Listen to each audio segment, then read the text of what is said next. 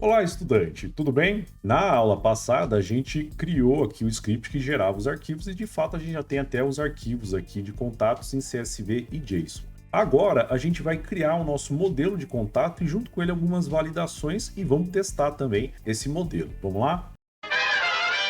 Antes da gente criar esse cara, eu vou fazer uma refatoração aqui nesse projeto. Primeiramente, eu vou renomear aqui esse pacote models para model.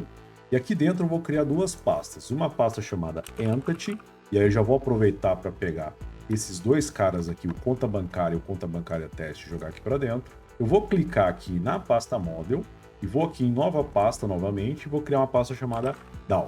Perfeito? Já já vocês vão entender o que é isso. Eu vou fechar esses caras todos aqui, e vamos aqui na pasta Entity, cliquei nela, vou criar um novo arquivo chamado contato.ts. Eu vou colocar aqui export class contato, e aqui no nosso modelo de dados, um contato ele vai ter os seguintes atributos privados: private, nome, do tipo string, private, telefone, também string, private, underline, e-mail, do tipo string, e para fechar, private, underline, data, nascimento, este no caso do tipo date. Vamos agora gerar um construtor que inicializa tudo isso. Então, construtor, aí ele vai receber lá um nome do tipo string, telefone, string, e-mail, string e data, nascimento do tipo date. Mas, por enquanto, eu não vou fazer nada aqui nesse cara. Por quê? Porque eu vou criar os getters e setters para ele, assim como eu mostrei nas aulas anteriores, fazendo as validações desses camaradas. Então, por exemplo, vamos começar pelo mais simples, que é o nome. Então, get nome, retorna string, e aqui basicamente a gente retorna lá o vis underline nome. E vamos para o setter, onde a gente vai validar aqui. Então, set nome recebe o nome do string, não tem retorno. E aí a gente vai validar o nome da seguinte forma: primeiro, se nome, né, se não for nulo, e nome.length for maior que zero. Então, uma validação muito simples. E aqui, basicamente, se está tudo ok, então o vis.underline nome recebe nome. E aqui no else, eu vou fazer, por enquanto, eu vou fazer da mesma forma que eu fiz lá nas aulas anteriores, só colocar um console.log aqui, falando que o nome é inválido, mas nas aulas futuras a gente vai melhorar esse código aqui e fazer uma coisa que é muito mais interessante. Vamos partir para o telefone. No caso do telefone, mesma coisa aqui no getter, então get telefone, retorna uma string, e aqui eu vou retornar this.underline telefone. Agora no setter é o seguinte: set telefone vai receber aqui o telefone, né? Não tem retorno. E na validação, como é que fica, né? Primeiramente, eu vou verificar se esse cara não é nulo. Só que na validação do telefone, a gente vai ter que observar o seguinte: eu vou abrir aqui o contatos JSON, vou formatar ele aqui rapidinho e vamos observar os nossos dados. Então, por exemplo, olha os tipos de telefone que a gente tem aqui. A gente tem um telefone aqui num padrão parênteses, 2 dígitos de DDD, espaço em branco, 4 dígitos, underline 4 dígitos. O próximo já está um pouco diferente, ó. Eu tenho o DDI, né, o código internacional, espaço em branco, entre parênteses o DDD, fecha parênteses, né, espaço em branco, 4 dígitos, hífen, 4 dígitos. Se eu descer aqui um pouquinho e procurar, eu já tenho um cara diferente, ó. Eu tenho DDD, né, normal, espaço em branco, 5 dígitos, hífen e 4 dígitos. Então, eu já bati um olho aqui nesses telefones que o Faker cria. A gente tem 4 casos, digamos assim. A gente tem 2 casos sem o DDI, né, em que eu tenho 5 dígitos mais 4 dígitos, e eu tenho o caso com DDI também, com 5 dígitos ou 4 dígitos ali no começo do número do telefone. Então eu preciso validar se o telefone que estão passando aqui no setter está dentro desse padrão. Então isso é uma coisa meio complicada de ficar fazendo com if. Então if, papapá, pegando a substring, ver se tal, vai ser infernal testar isso. Então o ideal para se testar isso é criando uma expressão regular. Eu já falei anteriormente aqui no canal, né, sobre expressões regulares, é um assunto muito interessante, é um assunto que vem da matemática e vale um curso, né, só sobre isso. Mas vamos lá. Eu vou criar aqui uma constante que vai ser a minha regex, né, minha expressão regular, para validar telefone. Então, a expressão regular, ela começa e termina com essa barra aqui, e esse acento circunflexo denota o início da expressão regular e um cifrão denota o final da expressão regular. Então, olhando aqui o telefone, a primeira coisa que eu tenho que ver é, o telefone ele pode começar com DDI. Então, DDI é basicamente esse mais 55, e um espaço em branco. Só que tem números de telefone que não tem o DDI. Então, quer dizer, é opcional, né? Pode ter ou não. Então, o que eu vou fazer? Eu vou abrir parênteses aqui e eu vou tentar expressar na minha expressão regular esse bloco que tem, né? Esse mais e 2 dígitos. Aqui eu poderia colocar o mais, só que mais também é um sinal que é utilizado em expressões regulares. Então, para escapar ele e falar que eu estou falando do caractere mais, eu vou colocar uma barra aqui invertida, mais. E aí na sequência eu tenho 2 dígitos. Como é que eu coloco aqui? Eu vou colocar um barra D, que expressa dígito, e entre chaves eu falo que eu tenho 2 dígitos. Então esse bloquinho que está entre parênteses denota ali o DDI, né? Mais 2 dígitos do DDI. E na sequência eu tenho espaço em branco. Na expressão regular, um ponto, aqui antes dos parênteses, né? Um ponto denota o espaço em branco. Só que, como eu falei, isso aqui é opcional. Então, na expressão regular, para falar que esse cara é opcional, eu coloco aqui uma interrogação. Bem, após o DDI, eu tenho o DDD. Então, todo número aqui, eu já dei uma olhada, todo número sempre tem um DDD. Então, o DDD é basicamente parênteses, 2 dígitos, fecha parênteses. Só que os caracteres de parênteses também são utilizados aí em expressões regulares, como um símbolo aí que afeta a expressão regular. Então, preciso também escapar ele. Então, para escapar, barra invertida, parênteses. Já vou colocar aqui para não esquecer, barra invertida, fecha parênteses. E aqui no meio eu vou colocar os 2 dígitos. Então, barra D, 2 dígitos, né, entre parênteses. Em todo o telefone, ele depois o DDD, né, ele sempre respeita aqui o espacinho em branco. Ó. Eu já dei uma olhada. Então, de novo, né, ponto para expressar o espaço em branco. E na sequência eu tenho aqui os primeiros dígitos do telefone. E aí, como eu já falei anteriormente, tem casos em que eu tenho 5 dígitos e tem casos em que eu tenho 4 dígitos. Então, eu posso ter um caso ou outro. Então, o que eu vou fazer? Eu vou colocar aqui entre parênteses, agora sem escapar mesmo, porque eu estou denotando um bloco aqui da minha expressão regular. Então, eu vou falar, ó, eu posso ter ou 5 dígitos, e aí o sinal de ou é essa barra vertical, ou 4 dígitos. Então esse foi o começo do número. E sempre na sequência, o que separa a primeira parte do número de telefone da segunda é um hífen. Então eu vou colocar aqui o hífen, e aí para fechar eu tenho os 4 dígitos sempre. Então barra D, 4. E pronto. Então essa é a expressão regular para validar um telefone. Parece complexo, né? Mas vai vendo a minha explicação passo a passo que você vai entendendo, tá? Como eu falei, expressões regulares é um assunto um pouco mais complexo, mas não é nada de outro mundo, só observar com calma que você vai entender. Uma vez que eu defini a minha expressão regular, eu vou criar o meu validador. Então, vou criar aqui o validador, e aí eu instancio aqui um novo objeto da interface regexp, passando aqui dentro a minha regex, a minha expressão regular. Então, uma vez que eu criei esse validador, eu vou continuar aqui meu if. Então, se telefone não for nulo, e validador.test, função teste que testa uma string considerando essa expressão regular. Então, no caso, a string que eu quero testar é o telefone. Então, se ele passou, this.underline telefone recebe telefone.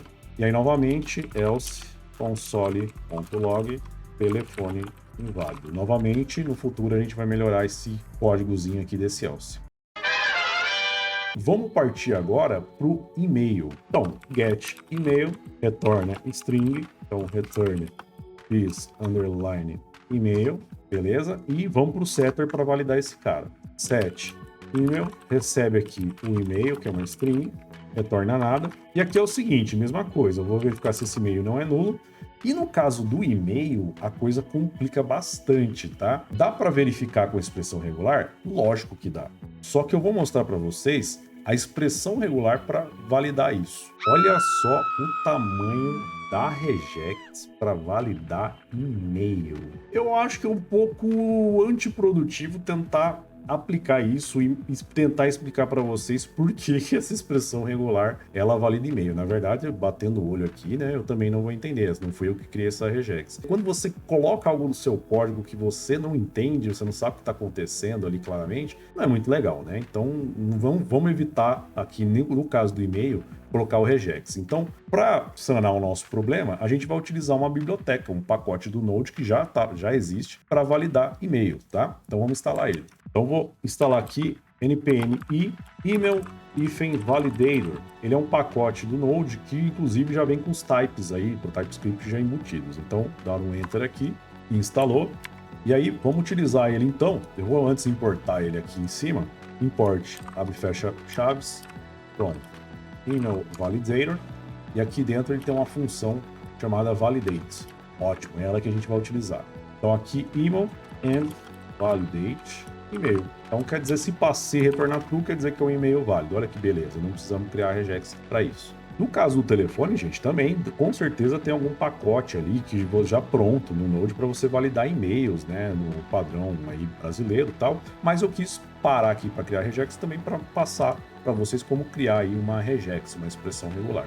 Bem, então aqui vis.underline email, recebe e-mail, e caso contrário, mesma coisa, né, console.log, e-mail inválido.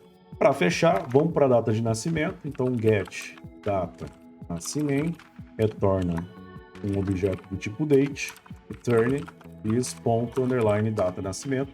E aí vamos para o setter para validar isso, a data de nascimento. Então set data nascimento, recebe aí uma data nascimento do tipo date e não retorna nada. If, primeiro, data nascimento, se não for nula, e aqui no caso é muito simples, eu só quero verificar se essa data é anterior à data atual. No meu caso aqui, no meu estudo de caso. Então, if data nascimento menor que new date. Por que new date? Porque quando eu instancio um novo objeto de date sem passar nada, ele pega o instante atual, consequentemente vai pegar aí o dia atual. Então, vis.underline data nascimento recebe data nascimento. Mesma coisa, else console.log, data de nascimento inválida. E fechei aqui a classe contato. Vamos partir para os testes? Bem, então aqui na pasta entity eu vou criar um novo arquivo, contato.test.ts. Então, vou invocar aqui a função describe, e aqui eu vou passar o seguinte nome para esse conjunto de teste aqui, testa o modelo de contato. Pode colocar um nome aí para esse bateria de teste, para você achar mais conveniente, tá? E aí a função desse conjunto de teste. E aqui dentro eu vou criar um teste só. Teste, então deve criar um novo objeto de contato com os atributos válidos. Cria vírgula, vamos criar a função de teste aqui e vamos lá. Então aqui eu vou criar const contato new contato.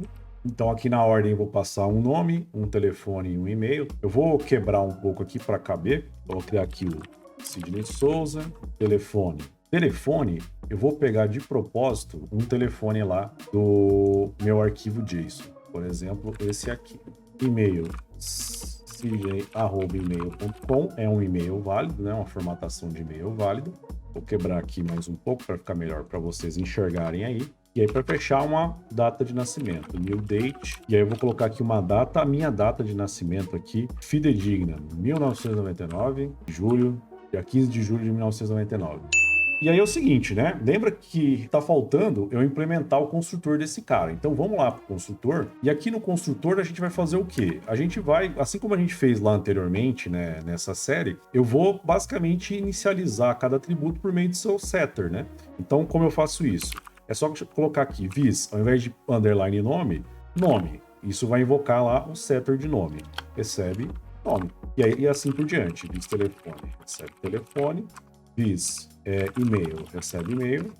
E vis data nascimento, recebe data nascimento. Okay? Então ele vai estar invocando aqui automaticamente os setters de cada um desses caras aqui. Então, qual que é a ideia do teste? Se tudo der certo, ele vai instanciar esse objeto e aí eu vou poder verificar cada um desses atributos. Então, expect contato.nome, subir, e aí eu vou copiar aqui este nome. Eu vou fazer isso com cada um dos atributos.